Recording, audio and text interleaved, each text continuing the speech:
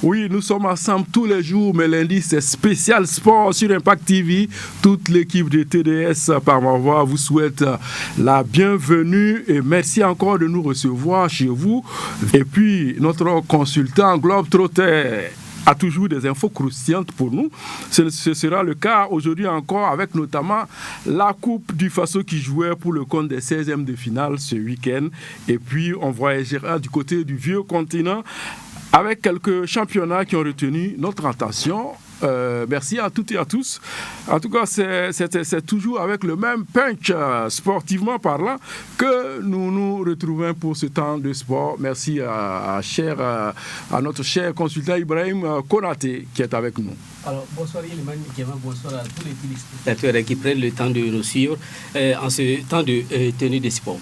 Et puis, on va souhaiter un bon carême à tous nos frères, nos parents musulmans. Hein. C'est le Burkina Faso qui gagne. On aimerait souhaiter, en tout cas, que ce temps de carême puisse apporter la paix et la sérénité. Et surtout la paix, pour notre chère patrie, tant besoin. C'est parti donc pour ce numéro football avec les 16e de finale qui se sont joués ce week-end. 16e de finale de Dame Coupe du Faso et les résultats sont donnés ici par notre cher consultant. Les 16e de finale de la Coupe du Faso qui se joue sur l'ensemble des stades du pays a en tout cas disposé des fortunes diverses sur plusieurs clubs, en tout cas des grands clubs de Faso Foot. Quelques-uns sont tombés, en l'occurrence l'AS Sonabel n'a pas pu se qualifier pour les 8e de finale. Donc, voici les clubs qui sont qualifiés pour les 8e de finale.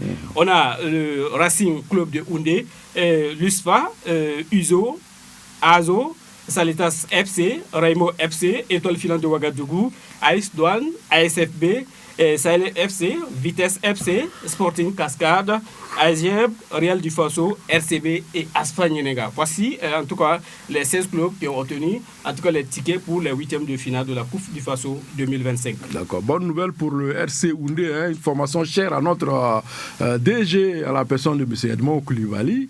Voilà, donc chapeau aux joueurs de RC Houndé.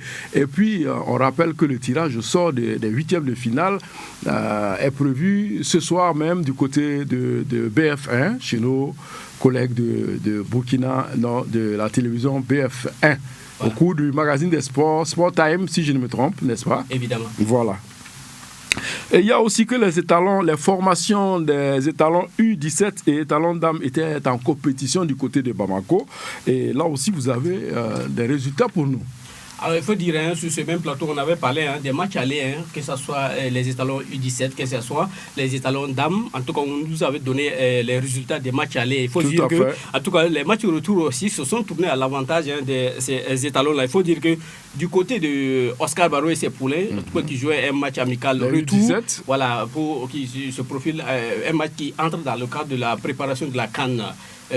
Maroc U17. Il faut dire que pour ce match retour, en tout cas les poulains de Ossar Barré ont concédé un match nul d'un but partout entre leurs homologues du Mali. Match qui a opposé aux Aiglonettes du Mali. Voilà. Il faut dire que également dans cette même veine, il faut dire que les étalons les étalons dames ont aussi arraché une brillante qualification pour le second tour, en tout cas comptant pour les préliminaires, les tours préliminaires de la Coupe d'Afrique des Nations féminines. Qui comptait pour ce match retour, il faut dire que en tout cas les filles de Pascal Sawadogo, en tout cas ont prié de toutes les mille manières. Il faut dire qu'un triplé de Adel Naomi Kabri et puis également aussi, la capitaine aussi a scoré à la 63e minute du nom de Charlotte Milogo, en tout cas. Et malheureusement, il faut dire que dès les derniers instants, les étalons dames ont concédé un but contre leur camp de la part de Madina Traoré, elle qui avait scoré au match aller face en tout cas à cette même équipe du Burundi. Donc dans l'ensemble, sur ces deux matchs, les étalons s'en sortent avec une victoire qui les permet en tout cas de se qualifier pour le second tour.